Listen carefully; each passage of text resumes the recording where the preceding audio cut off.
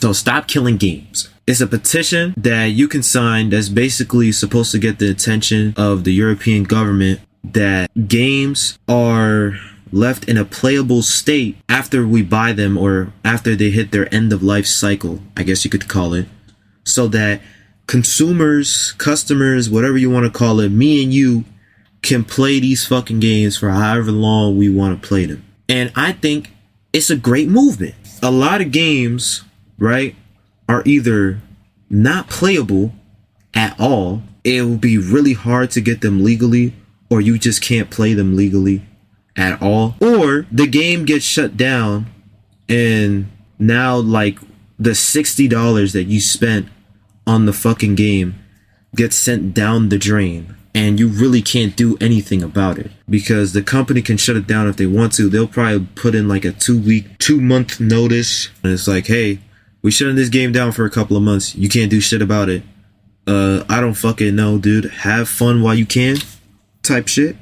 And we getting rid of this bitch. Too bad, too sad, little nigga. That's basically what they fucking do, bruh. Right? And then you have your $60 game that you paid for and you can't fucking play that anymore. What the fuck, y'all? God damn! God damn!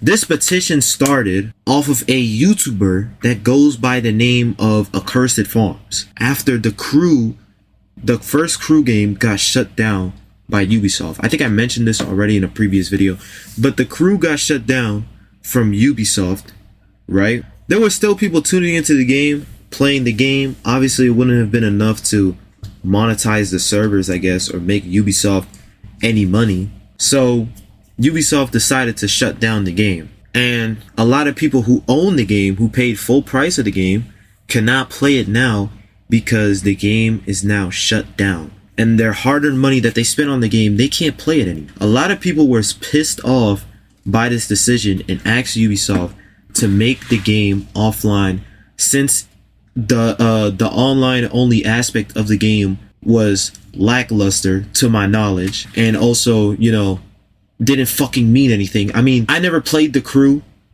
I saw gameplay after the game got shut down and I was like, damn, I missed out. This game looks fun as fuck.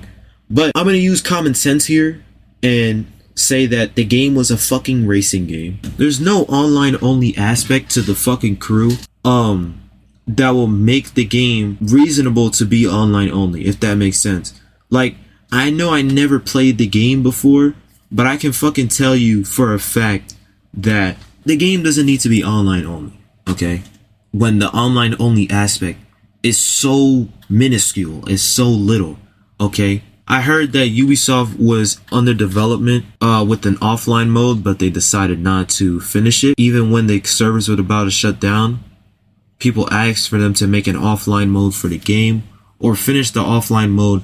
They scratched and then decided not to do it. A little bit of, I'm not a developer, so I'm not gonna say it's gonna take a little bit of effort, but the $1 million, maybe even $1 billion company Ubisoft could definitely fucking, you know, hire a team to make an offline mode of the game or finish the offline mode of the game that they already was fucking making in the first place. Everyone is asking for an offline mode, but the Crew actually always had an offline mode. It's just hidden from normal players like us. Here's a screenshot I took of the latest PC version of the Crew, showing the hidden boot selection screen. And as you can see, it clearly says play online and play offline. Sadly, we can't properly activate this boot selection menu yet because of the game's horrible DRM. The way I managed to open it in the first place is by manipulating the game's memory with Cheat Engine. What Ubisoft or Ivory Tower have to do to allow us to keep playing this game forever is flipping a switch. Yeah, you heard me right. They literally just have to flip a switch. Turn a 0 into a 1 in the game's code. But looks like they won't even be doing that. If that's not scummy, I don't know what is. Essentially, this petition will make sure that going forward, every single game that you buy will be in a playable state forever, I guess. Forever, really. And I honestly don't understand how you could be mad about this. Okay? When I buy a game, I expect to be able to play that game. Okay? I don't want to play the game for this amount of time and then the company be like, well, Hope y'all niggas have fun, cause we taking this shit off the map. What the fuck? No! Okay, I want to be able to play the game forever. Since the petition got over 1 million signatures, this got the attention of Video Games Europe, which is basically an ambassador for companies like Ubisoft, Take-Two, Warner Brothers, Activision, Riot, Microsoft, Nintendo, Sony, all of them greedy motherfuckers. And surprise, surprise, they said they're not in support. And they said that this shouldn't happen. Of fucking course, the company that represents all the fucking greedy companies ever to exist. But essentially what they said was it would be too much money, right, to keep up the servers for however long it needs to be kept up for these games, right, for these companies. It would be too much money to keep up the servers for these games, and that it would be too much resources and it would be impossible for them to do it on a game that's built to the ground up to be online only. First of all, when you have games like The Crew, right, that could easily have an offline mode for the game, why the fuck not make an offline mode for that fucking game? Hire a team, right? Give them a handsome paycheck or whatever fucking paycheck these companies give their developers, because I know it's not a lot, right? And have them make an offline mode for the game. A lot of games that are live service that are made nowadays don't need to be live service. A lot of them are made live service so that the company can funnel out money from the players. GTA Online, for example. GTA Online made billions of dollars off shark cards. And I know, it's an online mode for the game, GTA single player. But I just wanted to put you in perspective on how much money companies actually make off these online games. GTA Online made billions off shark cards, right? Fortnite made millions, probably billions of money off V-Bucks and skins that they sold on the item shop. I heard fucking Call of Duty Mobile made billions of dollars. Call of Duty fucking Mobile made billions. Who the fuck spends money on... Jesus Christ. Who the fuck spends money on fucking mobile games? But either way, Call of Duty Mobile made billions of dollars on their fucking app, bro. Right? There's so many examples of video game companies making absolute fucking bank off their online only games or their online versions of the games. So obviously these companies are gonna make the game, online only so that they can fucking monetize bullshit and funnel money out of players, because that's all these companies care about is money. They don't care about if the game is actually enjoyable or not. They don't care that we see the game as an art form, right? They see the game as a money magnet. That's essentially what this is. If you guys are not giving us enough money, we're going to shut down the game. Like, think about that. That's literally the business practice that they're doing right now. And their response to Stop Killing Games was basically, we appreciate the passion of our community. However, the decision to discontinue online services is multifaceted, never taken lightly, and must be an option for companies when an online experience is no longer commercially viable. We understand that it can be disappointing for players, but when it does happen, the industry ensures that players are given fair notice of the prospective changes in compliance with local consumer protection laws. Okay, so I understand that, when these online games do get shut down, they let us know before it gets shut down, but that shit don't help, bro. If you bought an online only game, spent a shit ton of money on an online only game, and then that shit gets shut down, right? That's gonna piss a lot of people off, bro. And a lot of people are going to lose their money, their hard-earned money that they spent on the game, because it's getting shut down. All the content, all the enjoyment, and the future enjoyment they could have had by continue playing the game is gonna get taken away because they refuse to try to keep it in a playable state. They said, it's never taken lightly and must be an option for companies when an online experience is no longer commercially viable. Which is also, I mean, I kind of understand that, but it's also just like, alright, so people are not giving us money anymore, so let's just say fuck them to the people that already did give us money, to people that already paid us. Let's just say fuck them and just shut down the experience that they've been giving us money to. It's a fucked up way of thinking about it, bro. No one's really putting money into it. It still has players, but no one puts money into the game. So the company's like, oh, well, no one's putting money into the game, and, you know, we're not having those 300,000 every second players that we got 10 years ago, so what's the point of keeping it up? And then they shut it down. That's just greed, bro. That's just greed. It also just proves that they could have kept the servers up longer for the players, but they decided not to because they weren't making any money for it. So I guess thanks for clarifying that, Video Games Europe. I feel like a lot of online games like this, and it's not just like a lot of online games you could play solo. You could do missions solo, right? There's multiple ways of making these games, and I know these companies could do it. It's just they don't want to, which is dumb. Private servers are not always a viable alternative option for players, as the protections we put in place to secure players' data, remove illegal content, and combat unsafe community content would not exist and would leave rights holders liable. In addition, many titles are designed from the ground up to be online only. In effect, these proposals were curtail developer choice by making these video games prohibitively expensive to create. Are you telling me, okay, I'm gonna piece up this paragraph by piece. First of all, I'm gonna start with the private server shit. Okay, if you shut down game servers, even if the game can be played offline, niggas are still gonna make private servers and play it offline. I mean online, bro. I mean, it's been done with GTA, it's been done with Metal Gear Solid. If you guys are not gonna give a shit about the servers, even when the game has offline features, people are gonna make private servers and fill that void that you took away. You know what I mean? People are buying the game expecting they could play it for however long they want.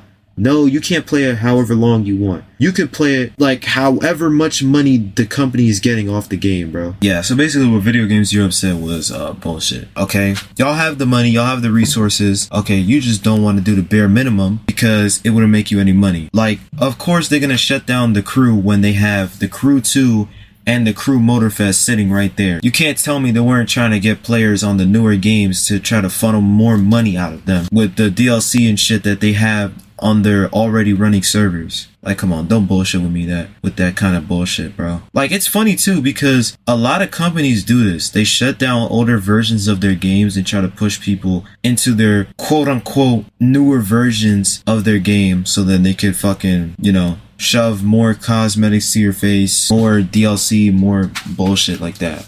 It's dumb. It's dumb. It's dumb.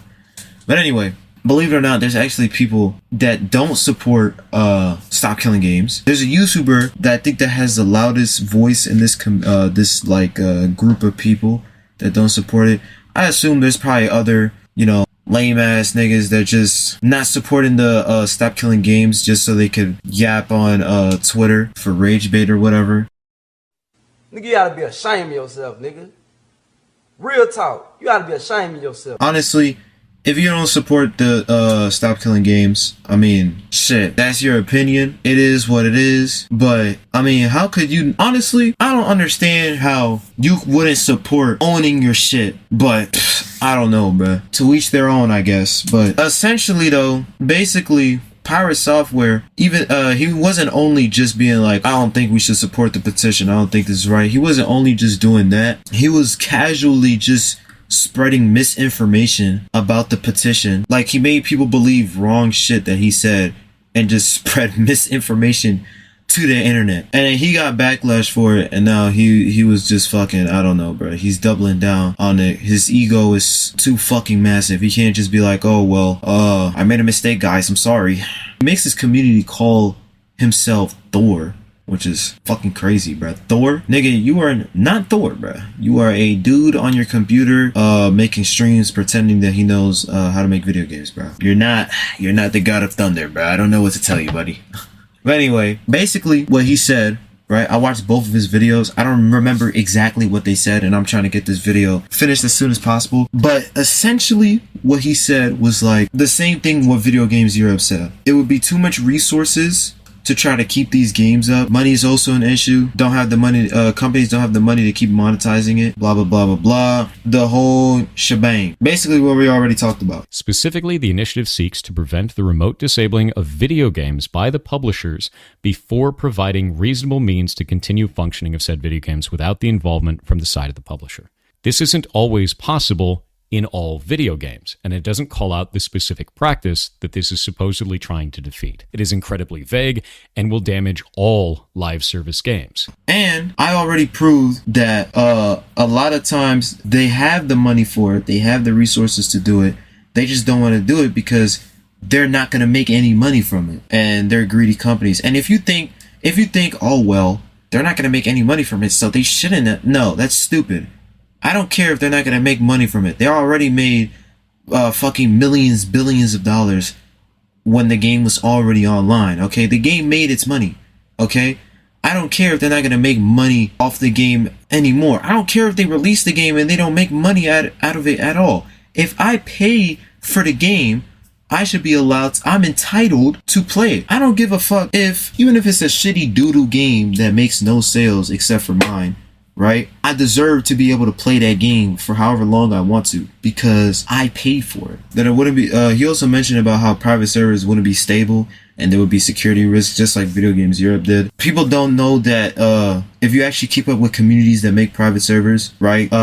They spend a lot of time on this, bro. Okay, they spend a lot of time making sure that the private servers work, that they're right, that they're good, that, you know, motherfuckers wouldn't be easily, obviously it wouldn't have as much security as, you know, the damn corporate company that's putting money into the game, but you know, somebody wouldn't simply just be able to go in and hack your shit and leave, right? Hearing what this guy said about private servers, like, yeah, buddy, you obviously don't actually keep up with communities who make private servers, so you don't know what you're talking about, Brody. Also, I was watching a video from this YouTuber called Lord Frogmire, and he said that all you would have to do to keep these online games alive is to make the server software public. Now, what is this actually asking for? How do you take a online-only game and make it playable indefinitely without the game company running the servers anymore? It's actually profoundly simple. And simple doesn't always mean easy, but it is simple. It has nothing to do with taking the server software and implementing it into the client. All you have to do is allow that server software to be run by the public. That's it. I don't know why some people who have never completed a video game before and don't know how to program, seem to think that a game server is some special thing. All it is a program that runs on a computer. A program you could run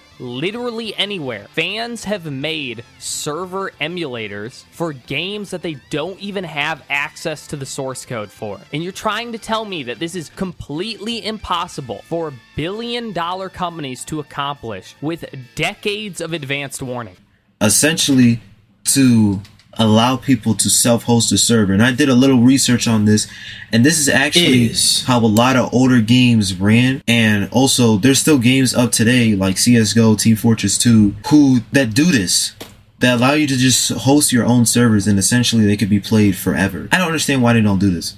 Companies like this can implement like a modern version of self-hosting servers and just put that shit into the fucking game, so then we could be able to self-host our own servers in these live service games and whatnot and play them forever with a community of people who still want to play the game, or if you just want to play it by yourself. Okay, even if there's going to be 0 people that's going to host servers, at least the option to be able to do that should be there. And also, Pirate Software thought that this movement was trying to kill live service games, which no one is trying to do that. A lot of people don't realize that this will slowly diminish live service games in the market because it's not an incentive for us to build them anymore, which means you get less multiplayer live experiences. That sucks.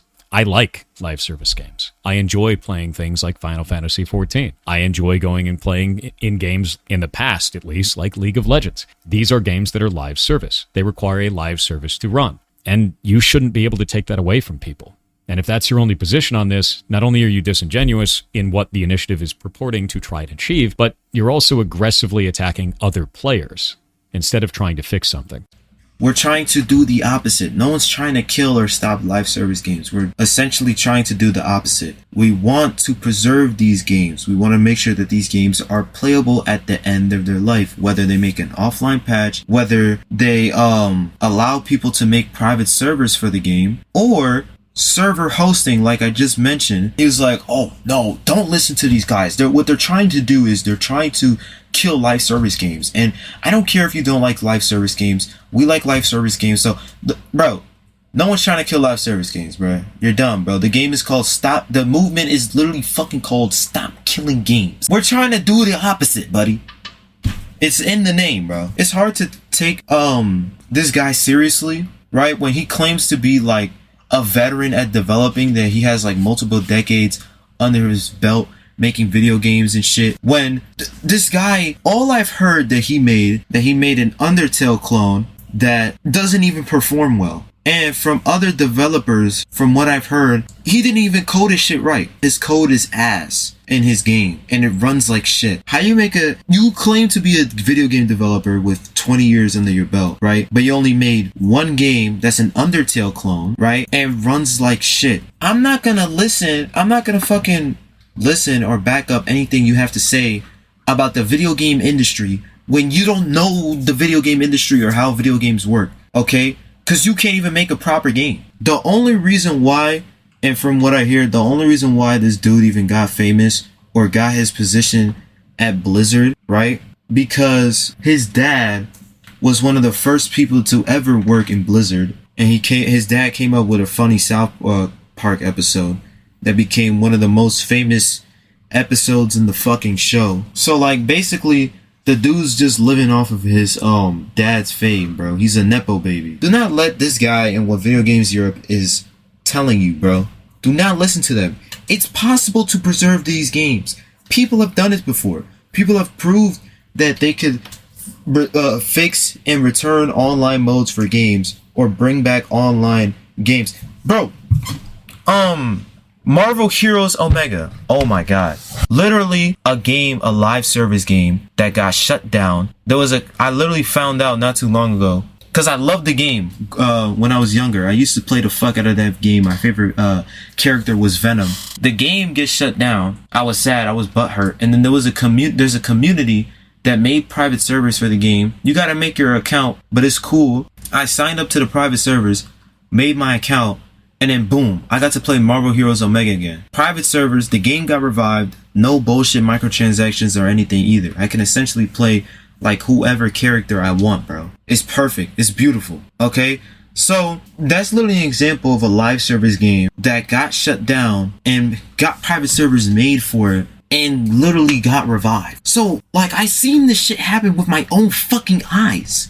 So do not sit here and tell me that it's impossible to bring back these live service games. No, we can. And you could keep the games alive without supporting it. These companies can keep the games alive without supporting it. But people like Pirate Software and Video Games Europe wants to be like, oh no, we can't do it because money and blah blah blah blah blah. And that, like, it's bullshit. It's bullshit. Don't tell me it can't happen when I literally seen it happen with my own eyes, bro. Don't do that. Don't do that. Two quick things before I end off this video, because this shit is already long enough. Alright. So there was also another YouTuber that had a similar experience that I had when it came to Marvel Heroes Omega. This YouTuber called Ramchi was talking about how he used to play this game called Battleforge, and a passionate developer, right, brought back the game, remastered the game and shit, and EA saw this, and surprisingly EA was okay with this as long as they changed the name and like the name of the characters and whatnot. I finally found a forum post that said this. Hey guys, just wanted to share that behind the scenes we Tony Starked the fuck out of Battleforge, and we'll soon be able to share a copy with everyone to play. Their words. I wasn't alone. A few developers who missed the game as much as I did decided they couldn't let it die. So they reverse engineered the whole thing, rebuilt it from scratch, rebalanced it, improved it, and released it. But of course, before I even got to play it, EA had something to say. After all, they were messing with EA's intellectual property, and you know how that usually goes. This is when the lawyers come in, right? Wrong again! EA didn't sue, they didn't send the cease and desist letters to these developers, they just said, wait, and I quote, change the name, don't sell the game or in-game products, and we're Gucci. Their words. Wait, what? This is EA we're talking about. The same EA that remakes FIFA every year with a new menu and a fresh coat of indifference. The same EA that killed Darkspore, The Sims Online, Dungeon Keeper, Command and Conquer, the list goes on. And they, of all companies, just let this one go? And that's exactly the kind of behavior Stop Killing Games is asking for from publishers, and yet somehow we still find ourselves in a timeline where indie game developers with influence but zero understanding shit on the idea. If EA of all companies can chill the fuck out, here's what you can do for us. Step aside. And that's literally all we want, bro. We just want to be able to play our games. But even then, EA realized, like, yeah, who gives a shit? It's an old ass game. We're not gonna make any money from it. Who cares if the fans are keeping the servers alive? Just leave them be. There was also an article that I found. The vice president of the EU Parliament, who goes by the name of Nikolai Stefanta. I don't know, bruh. I'm fucking shit with names, bro. So I'm sorry if I butchered that shit. He said, I stand with the people who started this citizen initiative.